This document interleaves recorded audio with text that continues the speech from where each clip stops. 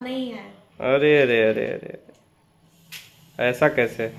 तो ये चोट कैसे लगी है तो नहीं बताया आपने? ये ना खाना बना रहे थे, खाना बनाते बनाते फोन चला रहे थे, फोन चलाते चलाते खाना बना रहे थे, तो वही मेरा हाथ जल पूरा गया। ध्यान आपका फोन पे था यानी? इसलिए इसीलिए जल गए। इसीलिए फ्रेंड्स, खाना बनाते टाइम आप फोन यूज मत करिए, क्योंकि मैं भी वही कर रही थी और मेरे साथ ही ये हुआ। देखो मैं जल गई थी बहुत, कई गुड। 1 हफ्ते से जला हुआ है, अभी तक ठीक नहीं हो रहा है। और क्या तो बताएं। यानी आपको इससे इसीलिए सबक मिली?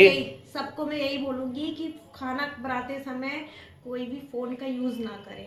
Good, very good. चलिए, आपको समझ